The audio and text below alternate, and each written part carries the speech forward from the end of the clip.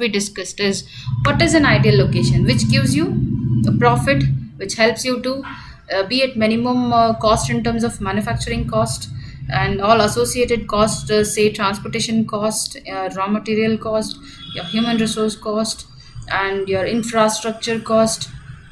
Yes, all these elements, which defines you stating ideal location. So you have to choose a location which makes you at a best location, which give all the economies, in the sense the benefits in terms of cost management. Okay, yeah. Okay, the needs of location will arise. This I mentioned in the earlier slides as well. Okay, the first one is new plant is established. When an organization has an idea of establishing new plant with new product. Okay, so the need of location may arise in below conditions. The first one in that is new plant is established, and when an organization, any business organization, is having an idea of establishing new product or new services into the market, then this condition is applied, or the decision making strategy would be thought in terms of managers, or say management of operations. Yeah, existing plant undergoes an expansion.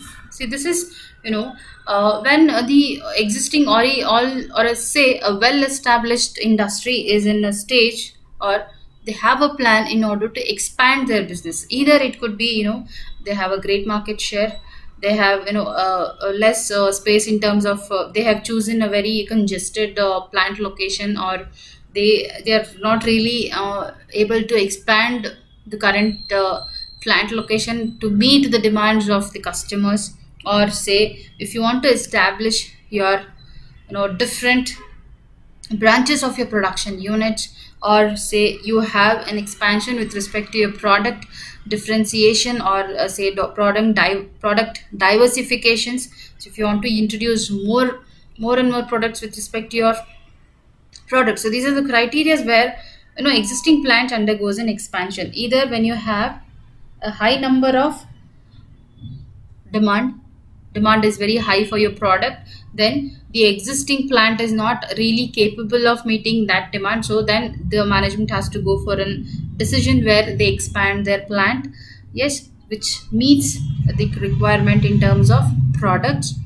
All else, if say example, now we have a production, the product A, we have a production unit in Bangalore, but somewhere we are getting we have lots of demand coming up in Mumbai for product A. That's what I was mentioning.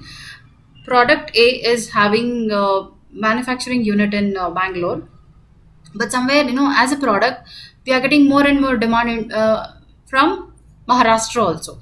So what would you do in this situation as the operations managers, or as a part of management? We would go and have an analysis of factors of all these. What there are certain factors in terms of selection of a plant. We all go there, have a thorough inspection and verification with respect to all the factors of plant location, so that it gives us all the economies or all the benefits with respect to that location.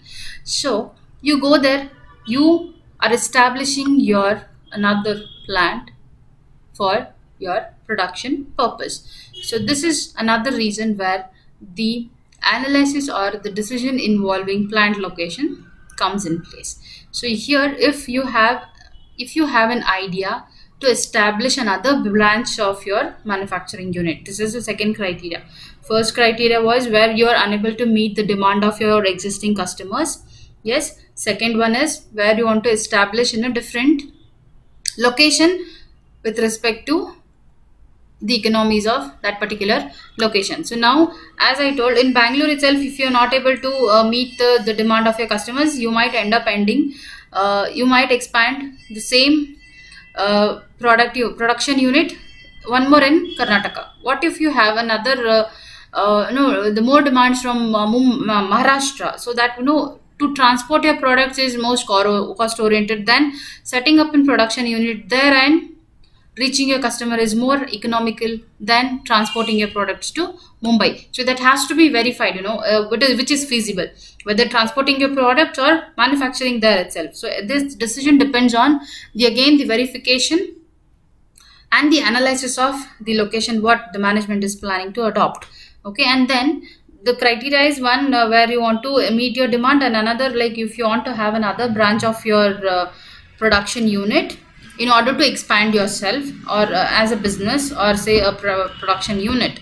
Okay, the third criteria comes in place when you have a plan of diversifying your product or differentiating your product from the existing product. So now, for an example, we are say I would take an industry of which produces any product. Anyone can mention me a product. I'm not okay. The product is what I would take is books.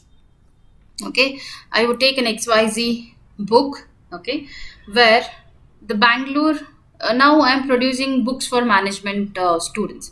I am producing only management books, but I as a management have an idea and or suggestions from my advisors, or say there is a team which gives an advices as and when this is advices might come from the research team also. There is a research and the survey. My company can be producing another books pertaining to say general novels. Okay, so now I'm just producing the management oriented and a relevant course oriented books, but I have an establishment or say an idea of having products in terms of producing another set of books which is general novels based concept. So now the same product I have, but I have diversification of product is nothing but just modeling your features with respect to your product. So in such cases you have a reason of the changes of your plans.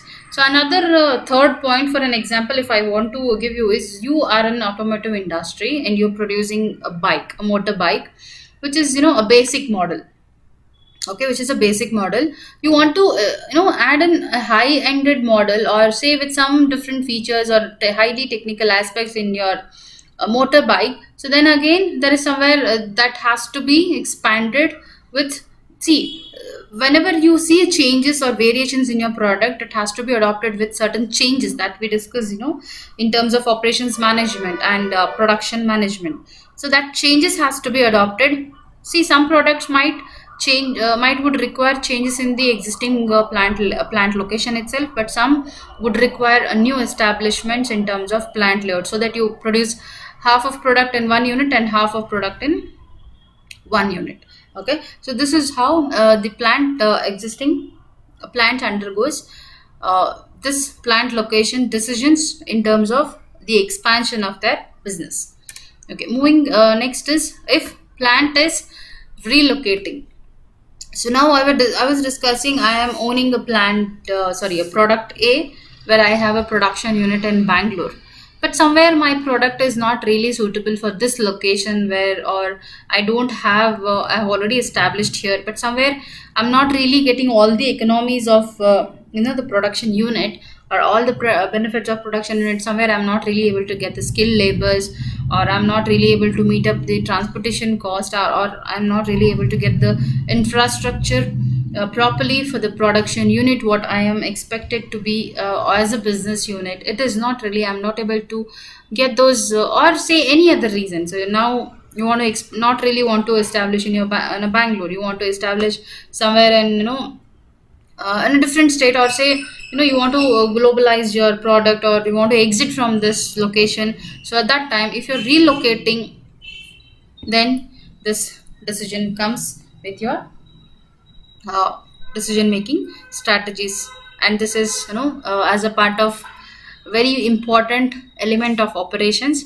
So here management has to be very accurate and very keen in terms of, or very strong decision has to be made, so that we get all the benefits of plant location.